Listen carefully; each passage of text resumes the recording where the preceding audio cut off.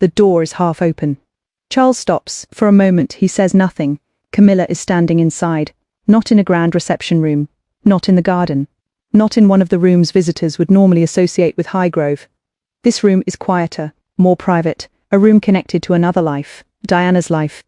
There is nothing supernatural here, no ghost, no voice from the past, only furniture. Curtains. A window overlooking the Gloucestershire countryside and memories that neither Charles nor Camilla can completely remove. Camilla turns. She realizes he is watching her. Neither speaks immediately, because even after a marriage ends, rooms remember. And even after people move forward, houses do not necessarily move with them. Charles finally enters. What happens next in this reconstructed scene is not an argument. He does not demand that Camilla leave. He does not accuse her of trespassing into Diana's memory. He simply looks around, and that silence tells us far more than an invented confrontation ever could, because the historically documented story is stranger. Camilla did not merely enter the world Diana once occupied. Over time, she became accepted inside it. Highgrove, the country home where Charles and Diana had once attempted to build a family life, would eventually become one of the clearest symbols of that transition. And in July 1997, something happened there that reportedly wounded Diana deeply. Charles opened the house not to Diana, but to Camilla, not secretly, not apologetically, for her 50th birthday. To understand why that mattered, we have to go back. Before the birthday, before the divorce, before the TV confession. Back to when Highgrove was supposed to represent something very different. Prince Charles purchases Highgrove House in Gloucestershire. The property predates his marriage to Diana, but after their wedding in July 1981, it becomes one of the homes associated with the new Prince and Princess of Wales. Here, away from Buckingham Palace and the ceremonial centre of royal life, they are supposed to have something closer to a private existence. Charles loves the countryside, gardens matter to him, architecture matters, tradition matters. Diana is still extraordinarily young. She is learning what being Princess of Wales actually means. There are 2 sons to come, William in 1982, Harry in 1984. From the outside, Highgrove can be photographed as the perfect country setting for the perfect royal family. But houses are deceptive. They show walls. They do not show emotional distance. They show windows. They do not show what is being concealed behind them. And as Charles and Diana's marriage deteriorates, Highgrove becomes more than a residence. It becomes territory. For Diana, the emotional geography of the marriage increasingly includes another woman. Camilla Parker Bowles.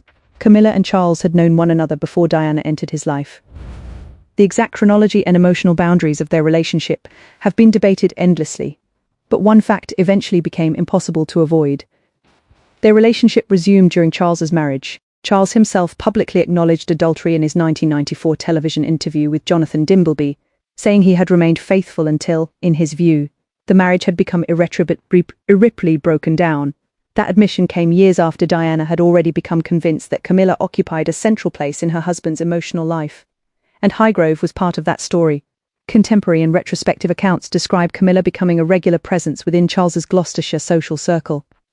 Vanity Fair reported that while Diana increasingly spent time in London, Camilla acted as hostess at Highgrove dinner parties. Vanity Fair, the complete archive. Think about what the word hostess means. It sounds harmless, domestic, polite, but inside a failing marriage, it can become something else. A hostess does not simply attend. She belongs, she knows where people sit, she knows which guests are coming, she knows the rhythm of the house, where the drinks are poured, which conversations Charles enjoys, which friends make him laugh. The small domestic details that transform a building into a private world, and Diana knew, that is what made Highgrove emotionally dangerous. It was supposed to be part of her marriage, yet increasingly accounts of the period describe another woman moving comfortably through Charles's social environment there. Diana's confrontation with Camilla in 1989 did not solve that problem. According to Diana's later recorded account, she approached Camilla at a party and made clear that she knew what was happening. She wanted acknowledgement. She wanted the confusion to stop. She wanted, in the simplest terms, her husband. But confrontation did not create a neat ending. Nothing about this story was neat. Diana remained married to Charles. Charles remained emotionally connected to Camilla. Public duties continued. Photographers continued photographing. The monarchy continued functioning. And behind the photographs, the private structure was breaking apart. That is why rooms matter. Imagine Diana arriving at Highgrove. She knows the corridors. She knows the staff. Her children's belongings have been here. Her marriage has been performed here. But she also knows that when she is absent, another woman may enter the same domestic universe. You do not need to invent lipstick on a pillow. You do not need a secret letter conveniently left beside the bed. The reality is psychologically powerful enough. Camilla became accepted in spaces where Diana... Before we continue, let us know in the comments, what city are you watching from, and what time is it there right now? And when the story is over, come back and tell us what you thought. We'd love to hear your honest review. Now, let's get back to the story. Increasingly felt displaced, and eventually Diana stopped trying to make Highgrove feel like home. She gravitated toward London and Kensington Palace. Highgrove became more closely associated with Charles. Two people who were still technically married began living emotional lives separated not only by resentment but by geography. London, Gloucestershire, his world, her world. The marriage had rooms, then the rooms became borders. By 1992, the breakdown could no longer remain unofficial. On December 9th, Prime Minister John Major announced Charles and Diana's separation in the House of Commons. The separation did not immediately produce divorce. That would take several more years. But something fundamental had happened. The fairy tale had acquired an official ending, yet Camilla's problem was far from solved, because being loved by Charles privately was one thing, being accepted beside him publicly was another. Diana was enormously popular. Camilla was increasingly portrayed as the woman who had come between the prince and princess. The press was brutal, the public was unforgiving. For Charles, the challenge became almost impossible. How could Camilla move from hidden companion to accepted partner? You cannot simply announce such a transformation. Not after one of the most famous marriages in modern history has collapsed before millions. It has to happen gradually. Room by room, photograph by photograph. Appearance by appearance. That is why the image of Camilla standing inside Diana's old room works so powerfully as a reconstruction. The real historical process was exactly that slow. She was entering spaces that had once belonged symbolically to Diana, but every entrance carried a memory. Every step forward risked reopening an old wound. Then came 1994. Charles agrees to a major TV documentary. Jonathan Dimbleby asks the question Britain has been waiting to hear answered. Had Charles been faithful? Charles explains that he had been faithful until the marriage had, in his judgment, irretrievably broken down. The answer dominates headlines. An affair that had existed inside rumour and inference now had acknowledgement from Charles himself. And that same evening, Diana creates an image of her own. She attends a Serpentine Gallery event wearing the black dress that would later be nicknamed the revenge dress. Whether Diana herself saw it in those exact terms is less important than what happened in the public imagination. Charles spoke, Diana appeared, his confession became news. Her image became history, and Camilla remained the invisible presence connecting the two. Then November 1995. Diana sits before Martin Bashir for Panorama. She is asked directly about Camilla. Her answer becomes one of the most famous sentences in royal history. There were 3 of us in this marriage. No long explanation was needed. One sentence rearranged the entire fairy tale. Charles, Diana? Camilla. 3. By August 1996, Charles and Diana were divorced. Diana retained the style Diana, Princess of Wales, but she was no longer Her Royal Highness. The legal marriage was finished. But emotional history does not obey divorce paperwork. You can end a marriage on paper, you cannot erase the rooms where it happened. And this is where Highgrove becomes important again. By 1997, Charles's relationship with Camilla was no longer simply a question of whether it existed. The question was how publicly it could exist. Camilla had divorced Andrew Parker Bowles in 1995. Charles was divorced. In legal terms, the barriers had changed. In public terms, they had not. Diana was still one of the most famous women on earth. Her popularity had survived the collapse of the marriage. Camilla's acceptance was another matter. Then July 17, 1997 arrived. Camilla Parker Bowles turned 50. Charles decided to celebrate, and the location mattered enormously. Highgrove, the former marital country home of Charles and Diana, the same place that had once been photographed as part of their family story, the same place where Camilla had reportedly become a familiar presence during the later years of the marriage. Now Charles was using it openly to celebrate Camilla. Vanity Fair later described the decision as a serious emotional blow to Diana, and reported that seeing Camilla publicly established at their former marital home resurfaced old grief for her. Vanity Fair, that is the real version of our opening scene. Charles did not need to catch Camilla in Diana's room. He invited her into Diana's former world. Publicly, the transformation that had once happened quietly was becoming visible. Imagine how different that would have felt to Diana. For years she had been told, implicitly or explicitly, that situations were complicated, that relationships had boundaries, that appearances mattered, that certain things could not be acknowledged openly. Now the marriage was over, and suddenly the same world that had required discretion was beginning to reorganize itself. Camilla could be celebrated at Highgrove. The house could host her friends. Her presence no longer had to exist entirely in shadow. The room had changed ownership emotionally, even if no legal document said so, and Diana noticed. According to Vanity Fair's later account, The Highgrove birthday celebration hurt her precisely because of what the house represented. Charles had found a path toward the relationship he wanted. Diana was still searching for hers. That contrast is important, because July 1997 is often remembered through the knowledge of what happened 6 weeks later. But Diana did not know she had 6 weeks. She was 36. She was building a post-royal identity. She had sold many of her famous dresses at Christie's for charity. She had become intensely involved in humanitarian work. She had walked through an active minefield in Angola earlier that year to bring attention to landmines. She was reducing her official commitments and trying to decide what kind of public life she wanted. She was moving forward. But moving forward does not mean the past stops hurting. That is one of the most misleading things people say about healing. They imagine progress as forgetting. Diana had not forgotten. Highgrove could still hurt. Camilla could still hurt. The thought of Charles building openly with somebody else, what he had failed to build with her, could still hurt. None of that means she wanted the marriage back. Those are different things. Sometimes what hurts is not losing the person. It is watching somebody else inherit the future you were once promised. That is why the fictional room in our opening carries so much weight. Camilla looks around. Perhaps there is nothing of Diana left. Perhaps the wallpaper has changed. Perhaps the photographs are gone. Perhaps the furniture has been rearranged. But absence can be a presence of its own. Charles walks in. He catches Camilla standing there. She waits for discomfort, maybe an apology, maybe an instruction to leave. Instead, he says nothing. Because by 1997, the real question was no longer whether Camilla was allowed into Diana's old spaces. She already was. The question was whether Britain would allow her into Diana's old role. That would prove much harder. Then August 31st, 1997, Paris.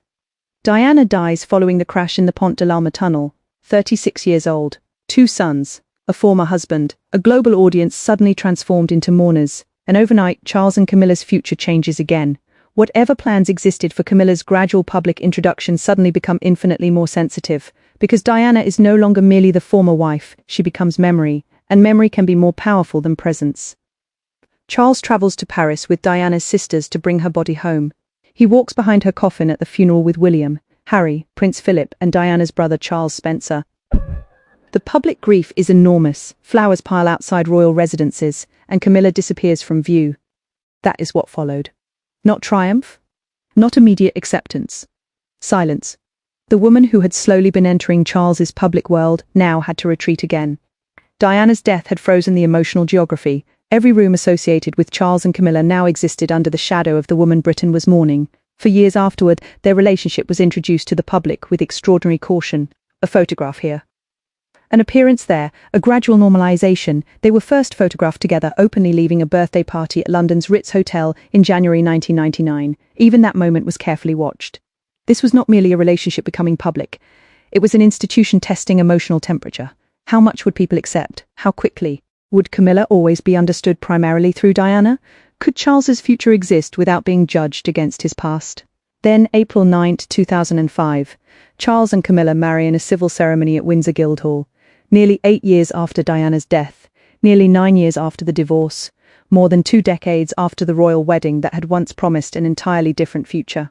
Camilla becomes Duchess of Cornwall, and eventually history turns again. September 2022, Queen Elizabeth II dies. Charles becomes King Charles III. Camilla becomes Queen Consort and is later crowned beside him in May 2023. The woman who once had to move carefully through Charles's private world now sits beside him at the center of the monarchy. That transformation is remarkable. But it does not erase Diana. It cannot. History is not a room where one person leaves and another arrives and everything belonging to the first occupant disappears. Diana remains inside the story because William and Harry remain inside it, because photographs remain, recordings remain, interviews remain, memories remain, the wedding remains, the separation remains, the panorama sentence remains, and Highgrove remains a house, a garden, a collection of rooms, but also evidence of how relationships change meaning over time. First a home prepared for a prince and his young bride, then a place of increasing emotional distance, then a social refuge for Charles, then a place where Camilla became familiar. Then, in July 1997, the location of her 50th birthday celebration. People do. Memory does. So return one final time to that old room. The scene is reconstructed, but the emotion beneath it is historical. Camilla stands by the window. Charles appears behind her. She turns. Should I go? Maybe that is what she might have asked. We cannot know, so we do not pretend she did. But imagine Charles looking into a room that once belonged to another version of his life. A young wife, 2 young sons, a marriage the entire world expected to survive. Then he looks at Camilla, the woman who has remained connected to him through scandal, separation, and years of secrecy. And perhaps the most surprising thing is that nothing happens. No explosion, no accusation, no dramatic command. Because the decisive change had already happened. Diana was no longer living at Highgrove. The marriage was over. The old rules were dying. Camilla did not need to steal the room. Time had emptied it. And what followed was not one shocking night. It was a 20-year transformation. From private companion to public partner to wife to queen. But there is one thing neither Charles nor Camilla could inherit. Diana's place in memory, that room remained hers in another sense. Not because of furniture, not because of wallpaper, because people remembered who had once stood there. The 20-year-old bride, the young mother, the woman trying to understand a marriage whose emotional reality was very different from its public image, the woman who eventually stopped pretending. And perhaps that is why stories about Diana's old rooms continue to feel so powerful even when the literal stories cannot be proven. We understand instinctively what the room represents. Replacement memory, the discomfort of building happiness inside the remains of somebody else's heartbreak. Camilla could walk through Highgrove, she could host guests there, Charles could celebrate her birthday there, years later they could live openly as husband and wife. But history would always remember that another woman had once walked those corridors first. And when people remembered Diana, they would remember something Charles and Camilla could never completely control. Her version, her words, her pain, her transformation. There were 3 of us in this marriage. 1 sentence, 3 people, and a house filled with rooms that could never belong entirely to just one story. If Diana's story still matters to you, share this with someone who remembers those years.